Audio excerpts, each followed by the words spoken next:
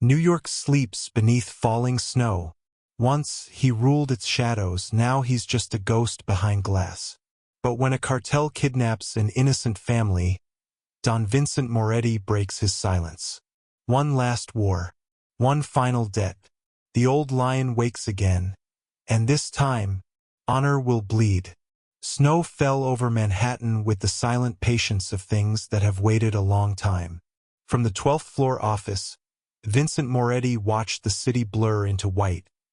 Cabs like slow insects, steam climbing from subway grates, neon smeared into halos. Once the streets had belonged to him in a way that felt absolute.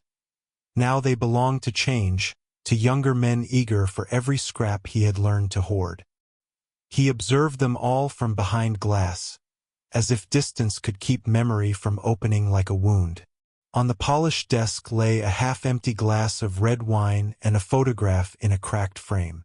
The picture showed a woman and a little girl beneath a summer sky, their smiles easy and ignorant of consequence. Vincent straightened the frame as if a small motion might align the past so it would no longer tilt. The photograph was both talisman and accusation, a frozen pledge of what had been lost and what a life of choices had stolen.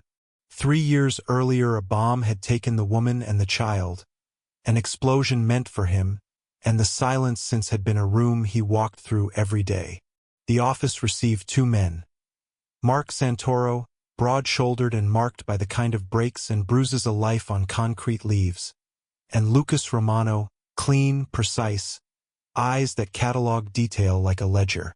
They moved with the measured deference of men who knew what silence a room with a dawn required. They carried reports and envelopes, paper tokens of enterprises that still turned despite time and law.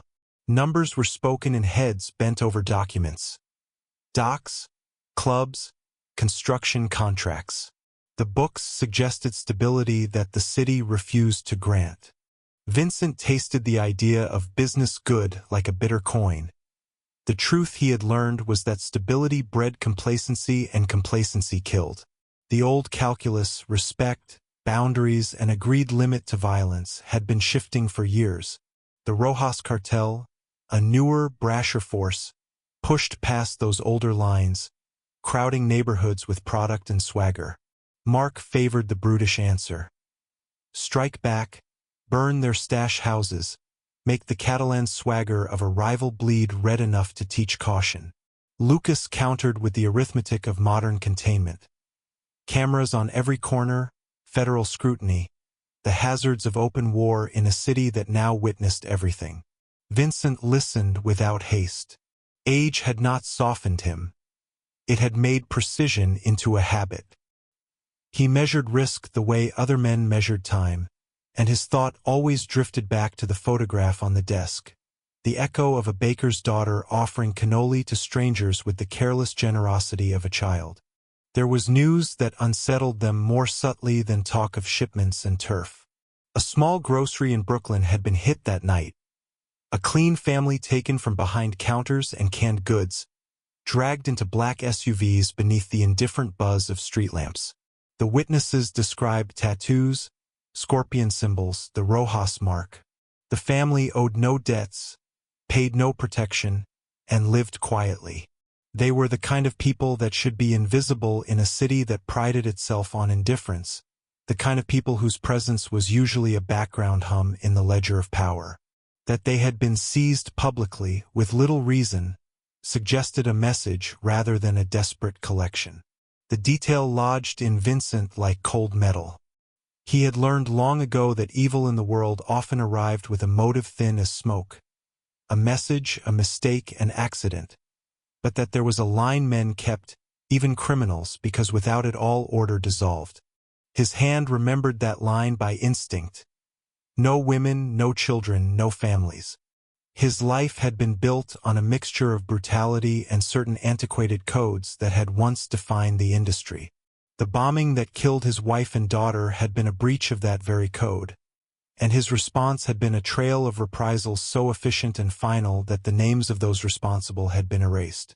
The satisfaction of that retribution had left only ash. and ash was not enough to heal a chest that had learned to carry regret like a weight. He instructed the men to find the family quietly, to learn where the captors held them and why they had been chosen. The order was deliberate and small, measured not in blood but in information.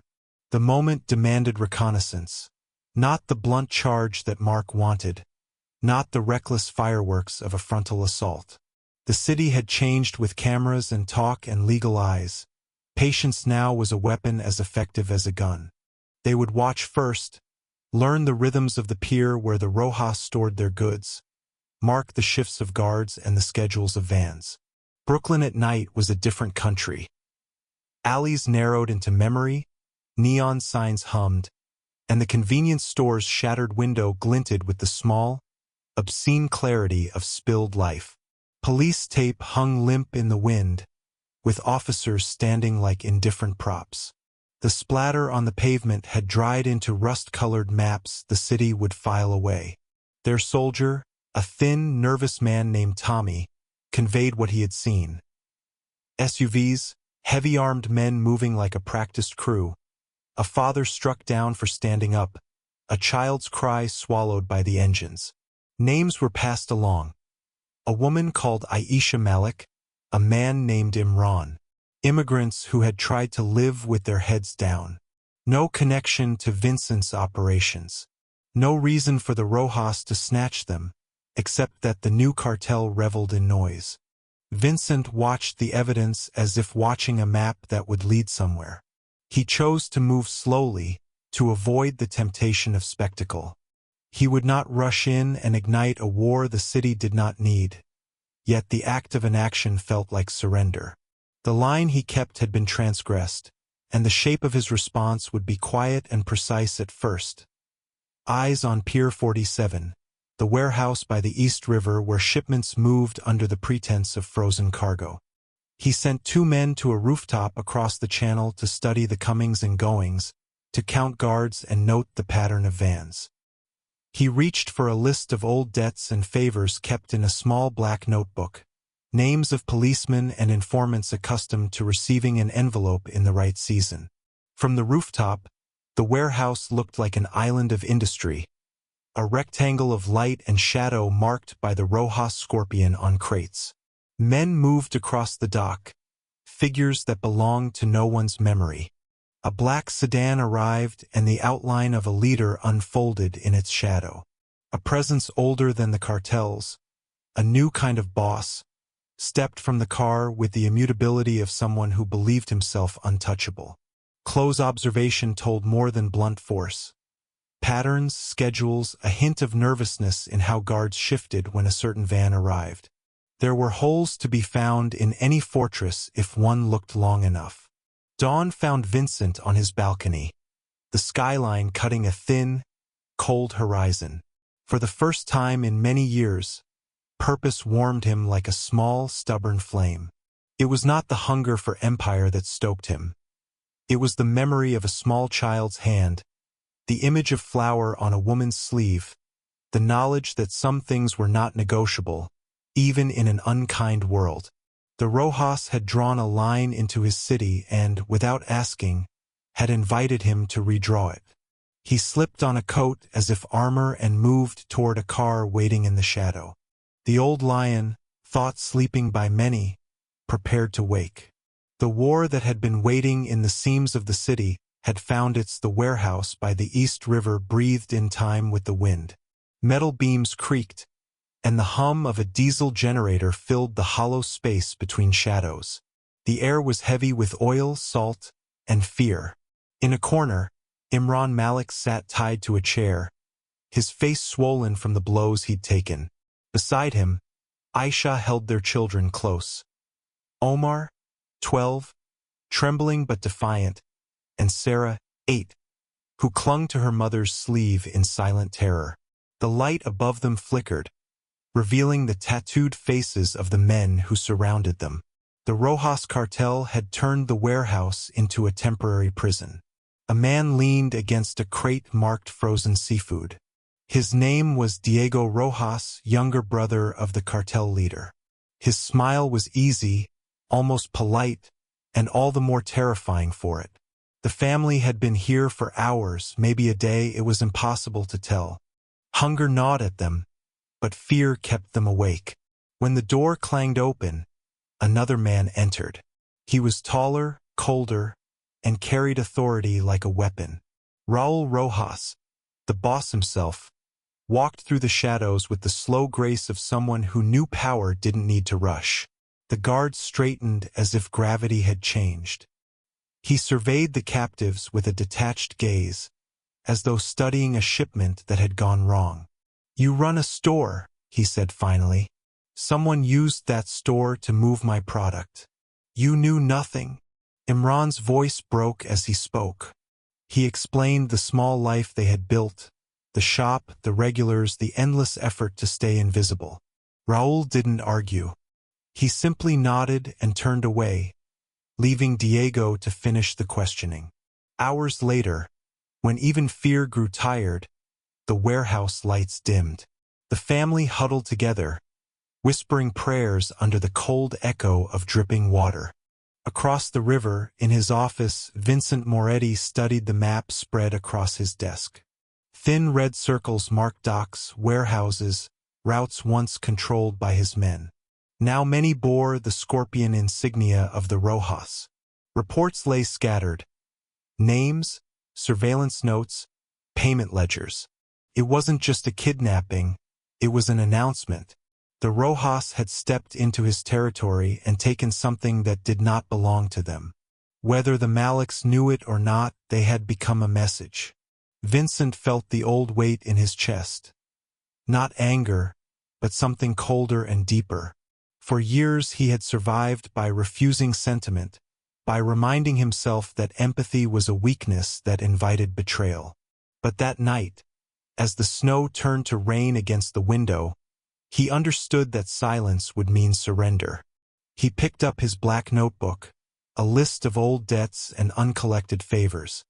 On the second page was a name, Detective Henry Harris, a man who had once sold him time in exchange for money and silence. Vincent made the call. Harris's voice, old and weary, came through the receiver. "You should have stayed retired, Moretti." "I need information," Vincent said. "Pier 47, the Rojas warehouse." "What do you know?" Pause, followed by a sigh. "It's theirs, all right. Been using it for months. The city knows, but they're waiting for the DEA to make a move. Nobody wants to touch it. Not yet." "Then I will," Vincent said. "You'll look the other way." "Same price as before?" Vincent's tone turned colder. "You still breathing, aren't you? That's your payment." He hung up. By midnight, two of his men, Johnny and Enzo, were lying flat on a warehouse rooftop across the river, watching Pier 47 through binoculars. They spoke little. Every 15 minutes, a truck arrived. Guards checked crates, scanned surroundings, and vanished again into the fog. Through the lens, Johnny could see movement inside the building, silhouettes, quick and nervous. Then a black sedan appeared, its headlights slicing through mist. The men below straightened instantly. Johnny adjusted focus. The man stepping out was unmistakable, Raul Rojas himself. They watched as he entered the warehouse. A few minutes later, the lights dimmed. Inside, Raul approached the Maliks again.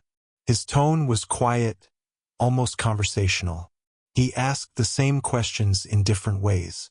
Who came into the store? Who paid in cash? Did they see anything strange? Imran's answers didn't change. The truth was too small to satisfy Raul's pride. Diego grew restless, pacing the floor. "Let me handle this, brother," he said. Raul waved him off. He wasn't interested in torture. He wanted obedience, fear that traveled faster than bullets. So he gave a simple order: keep them alive, for now.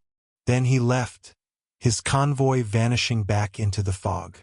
Hours later, Johnny and Enzo reported everything to Vincent at the estate. The Don listened without interruption. When they finished, he stared at the map again, tracing a finger along the red circle that marked Pier 47. "They think they can take from me," he said quietly. "They think I've forgotten what this city is built on." He turned toward the window, where the skyline burned faint orange under the first signs of dawn. "Tomorrow," he murmured, "we remind them."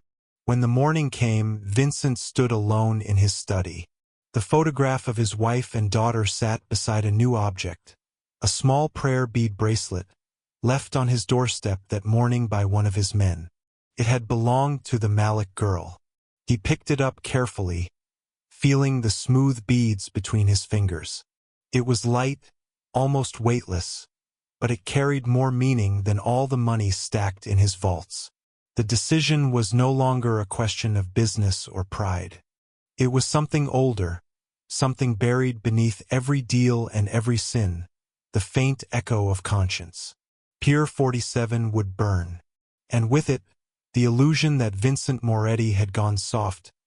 Morning came pale and cold over the Hudson, the city still half asleep beneath a silver haze. Inside the Moretti estate, the rooms were quiet, but every silence seemed to hum with purpose.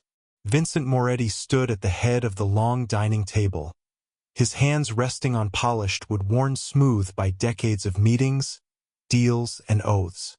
Around him sat the few men he still trusted: Marco Santoro, loyal as bone; Luca Romano, all caution and calculation; and 3 old soldiers whose names the world had forgotten but whose loyalty had never wavered. The black notebook lay open before him. On its pages were names, not of enemies, but of allies, each a thread from the years when fear had been his language and power his signature. He had called some of them last night. Some had refused. Others had come quietly, knowing that the old lion never stirred without reason. Vincent's eyes, dark and steady, moved over the table. The air was heavy with the scent of espresso and cigarette smoke. The plan, when he spoke it, was simple. There would be no open war, no street chaos. That belonged to amateurs. The Rojas cartel would die from within, their supply lines choked, their safe houses exposed, their money trails poisoned. He would dismantle them piece by piece until the river carried away their bones.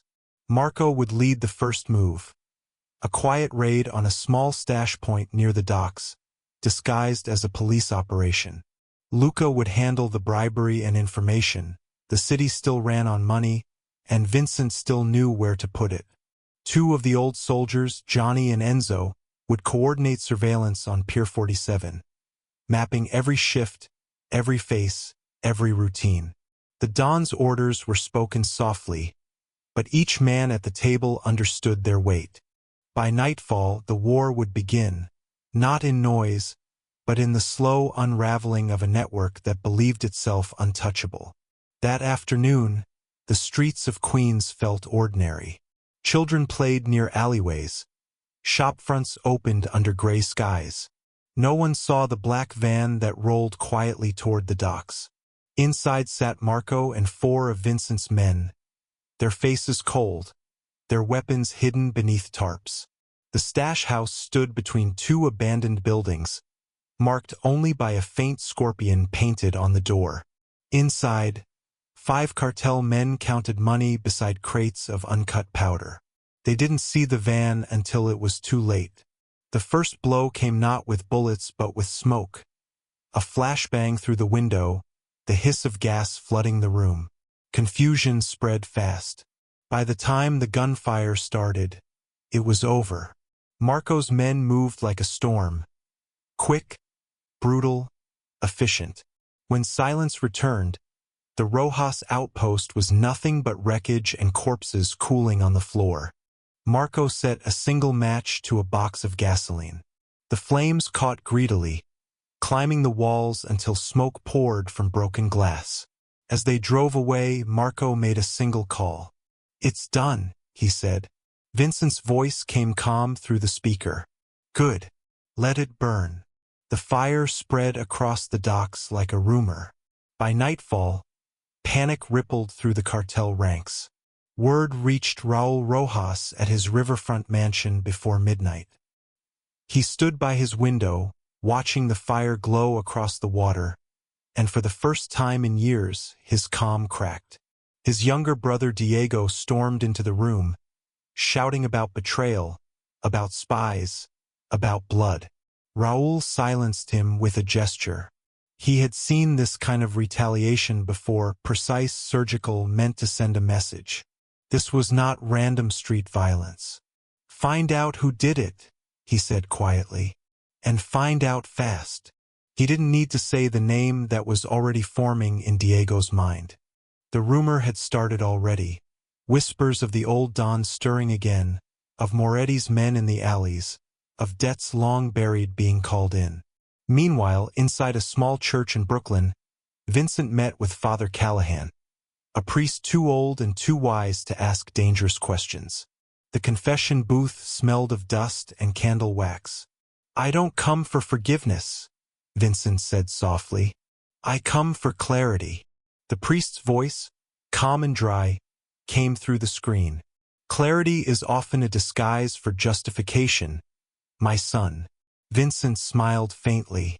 "Then I suppose I'm here for both." He told the priest about the family, the mother, the children, the husband who had tried to protect them. He didn't name names or places.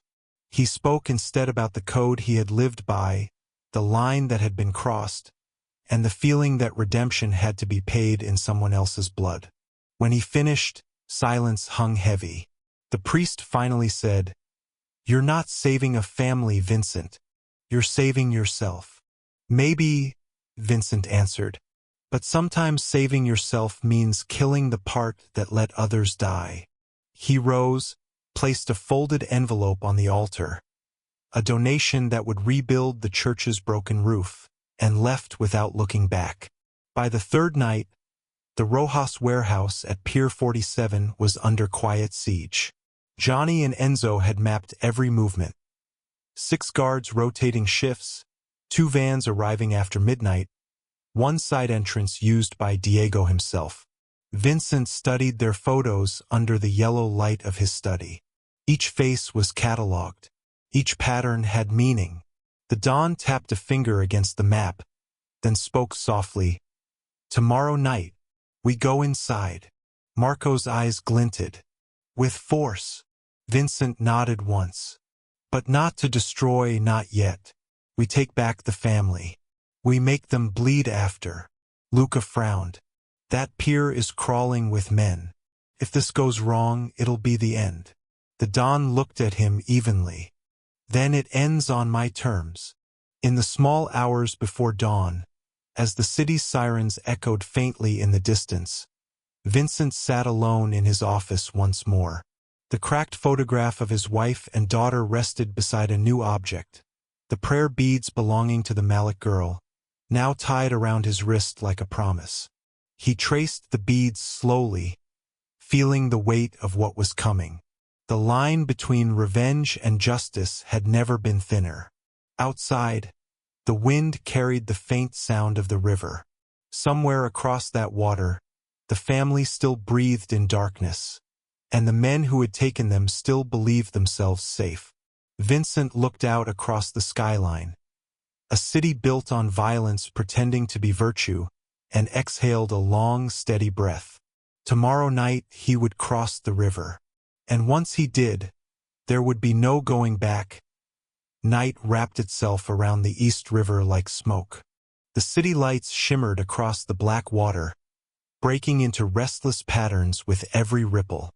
From the rooftop of a silent warehouse, Vincent Moretti watched Pier 47 through binoculars. Below him, shadows moved. The Rojas guards, restless, armed, and unaware that death was already watching them. He had come dressed in black, the old weight of his gun resting against his ribs, the prayer beads from the Malik girl still tied around his wrist. Behind him crouched Marco Santoro, broad and still, his breath visible in the cold air, and Johnny and Enzo, both younger but carved from the same hard loyalty. Their van waited 2 blocks away, engine idling like a patient beast. Vincent lowered the binoculars. 6 guards. 2 at the door. 1 on the roof. 3 circling the loading dock. Routine, predictable, careless. The arrogance of men who think the night belongs to them. He had built an empire on studying such patterns. The Don gave a small nod, and his men moved like clockwork. Inside the warehouse, the hum of the generator filled the silence. The Malik family sat in the same corner they had been left for days.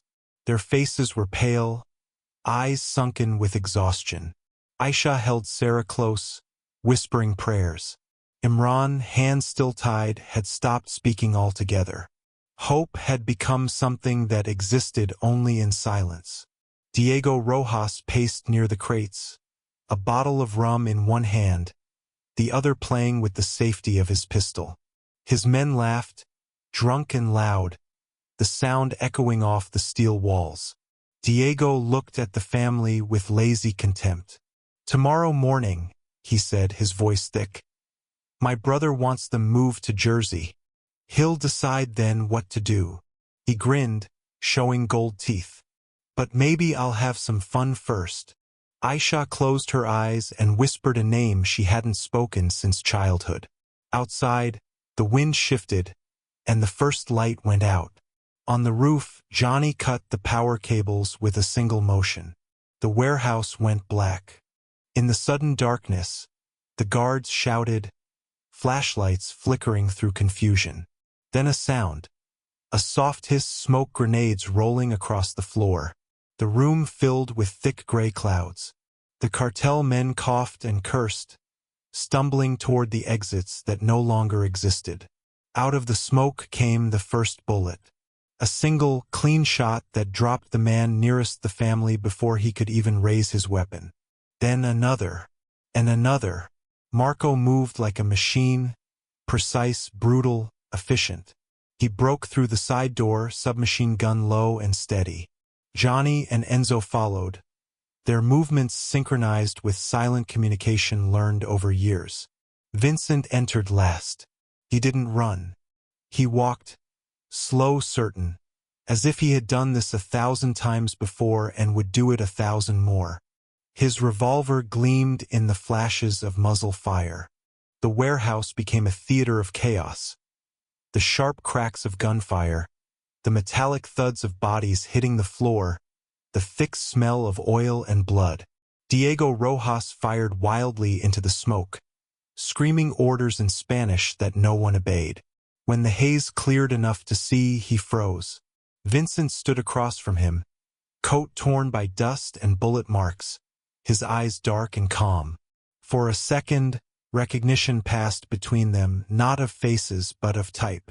Both men had built their lives on power. Both had lost things they would never admit mattered. Diego aimed. Vincent fired first. The bullet took him clean through the throat. Diego fell without a sound. The gunfire faded. Smoke thinned. Silence returned. The Don crossed the room toward the corner. The family stared at him in disbelief. Aisha rose slowly, clutching her daughter. Her voice trembled. "Who are you?" Vincent knelt, cutting the ropes from Imran's wrists. "Someone who remembers what it means to protect," he said quietly. He helped the man stand. Imran's legs nearly gave way. The boy, Omar, stared up at Vincent, eyes wide with a mixture of fear and awe. Outside, Marco's voice came over the radio. "All clear, boss. Trucks are coming in from the south, but they'll only find fire." Vincent looked around the warehouse one last time. The crates of drugs, the flags, the scorpion painted on the walls. All symbols of arrogance. He poured a can of gasoline over the nearest stack and lit a match. The flames rose fast, catching paper, wood, and flesh alike. The orange glow painted his face in ghostly color. He turned to the family. "Time to go." They moved through the night toward the waiting van. The snow had stopped, but fog still clung to the streets. Marco opened the back door and motioned the family inside. Vincent remained outside for a moment, watching the warehouse burn. The fire's reflection danced in his eyes, a funeral pyre for all the things that had gone wrong in his city. Luca's voice crackled through the car radio. "Don, you need to get out of there. The police scanners are lighting up. Someone's reporting gunfire on the river." Vincent answered calmly, "Let them come. There's nothing left for them to find." He climbed into the van, and they disappeared into the city's veins. Another story swallowed by the dark. By dawn, the family was safe in a small apartment above one of Vincent's restaurants in Queens. They sat at the table, wrapped in blankets, silent and shaken. Vincent stood by the window, speaking quietly to Luca on the phone. "The family's safe. Diego Rojas is dead." "And his brother?" Luca asked. "Still breathing," Vincent said. "But not for long." He hung up and turned back to the family. Aisha rose, tears in her eyes. "Why us? Why would you risk this?" Vincent looked at her for a long time before answering. "Because I once lost a family too," he said softly. "And no one came." He left the room before she could reply. Across the river, Raul Rojas stood in the ruins of the warehouse hours later, smoke curling around him like ghosts. His brother's body had already been taken away. His men whispered the same name over and over. Moretti. Raul stared at the scorched floor and the bullet holes in the walls. In his eyes burned not grief but fury. The city had just declared war. And this time, neither side would walk away untouched. The city was quieter than usual. Snow had melted into slick black streets, and winter rain fell in thin silver lines against the windows of a dying night. From the 13th floor of an old building near the river, Vincent Moretti watched the skyline with a cigarette between his fingers. The orange ember glowed like a dying heartbeat. It had been 3 days since the raid on Pier 47. The family was hidden now, safe, fed, guarded by men who owed their dawn more than their lives. For them, the nightmare was over. For Vincent, it was only beginning. Every message he received since then carried the same truth. Raul Rojas was gathering what remained of his cartel. The streets buzzed with rumors of blood, of vengeance, of the old dawn rising from the ashes. There were sightings of Rojas convoys near the Bronx, of safe houses emptied, of new soldiers arriving from across the border. The city, once balanced by Vincent's quiet control, was shifting again, tilting toward chaos. In the Moretti estate, the meeting room filled with cigarette smoke and the low murmur of worry. Marco stood at the map of the city, tapping the Bronx with a gloved finger. "They're moving fast, boss. Raul's bringing in guns, men, everything he's got. We've hit them twice since Pier 47. They're bleeding but not dead. If we don't end this now, they'll flood the streets by tomorrow." Vincent sat at the head of the table, coat draped over his shoulders like a mantle. The lines on his face looked carved in stone. Luca stood beside him, eyes restless behind his glasses. "We end it tonight," Vincent said. "No more fires. No more warnings. Raul wants a war. He'll have it." Marco looked at him. "You going yourself?" The Don nodded once. "This started with me. It ends with me." Luca shook his head. "You don't have to. We can handle it." Vincent cut him off with a small wave of his hand. "No one else pays the price for my choices." There was nothing more to say. Orders were given. Guns were cleaned. Engines started. Night bled into the city like ink. Raul Rojas had taken refuge in an old shipyard on the north end, the last stronghold of his crumbling empire. Cargo containers formed barricades. Trucks idled with engines ready. Dozens of armed men patrolled the grounds. Raul sat inside a steel office at the center of it all, the lights flickering against the gold ring on his hand. A photograph of his brother Diego lay on the desk. His expression was calm, but beneath it lay a storm that had waited for the right moment to break. When one of his men entered, breathless, saying, "They're coming," Raoul only smiled. "Good." He poured a glass of whiskey, the liquid trembling slightly as he raised it. Let the old ghost come home. An hour later, the Moretti convoy moved through the fog like predators through tall grass. The men spoke little. Only the sound of rain on metal and the soft clicks of loaded weapons filled the silence.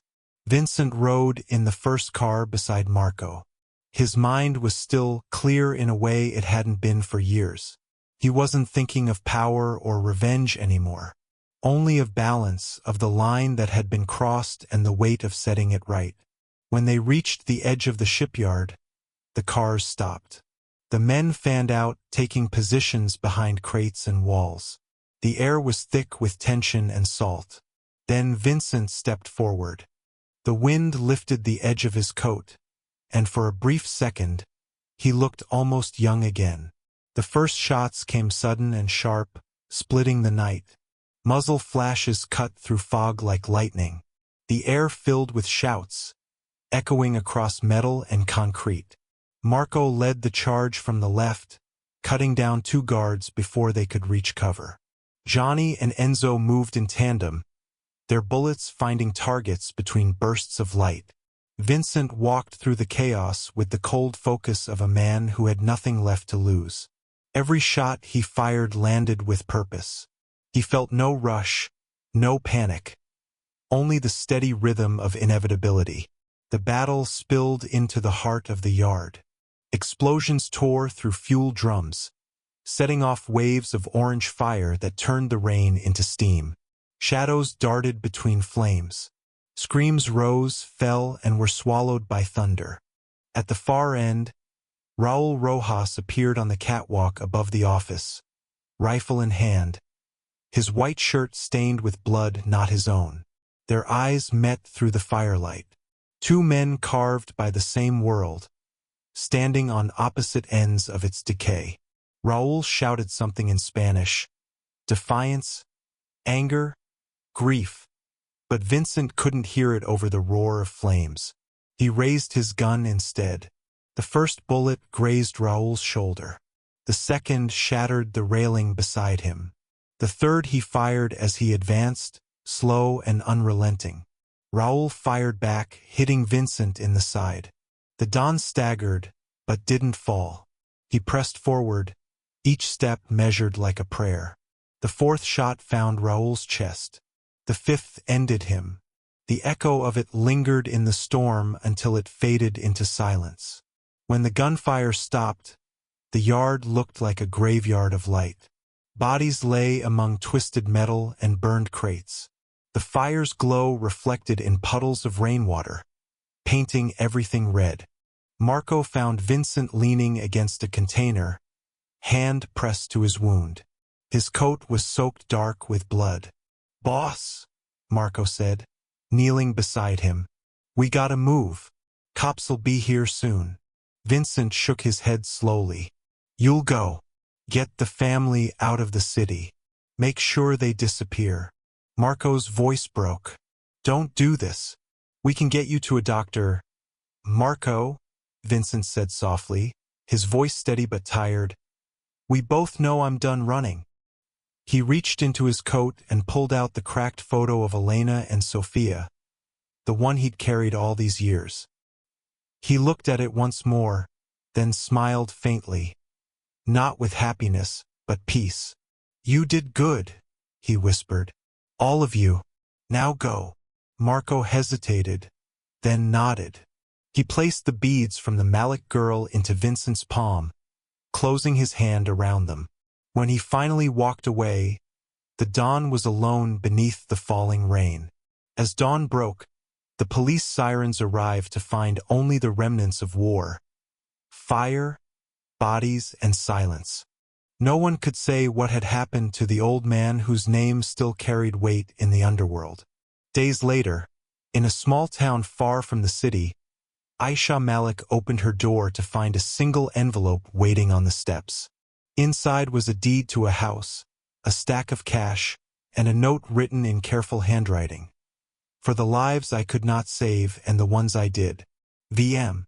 She pressed the paper to her chest, tears falling softly. Somewhere beyond the city, where the river met the sea, the legend of Vincent Moretti faded into whispers. The old lion who broke the code of silence one last time to protect what was still good in a world that had forgotten. The city returned to its rhythm. But in the quiet corners, people still spoke of that winter when the dawn rose again. Not for power, not for money, but for something far rarer. Honor. And as long as New York remembered his name, the streets would never forget that even the darkest men could still bleed for light.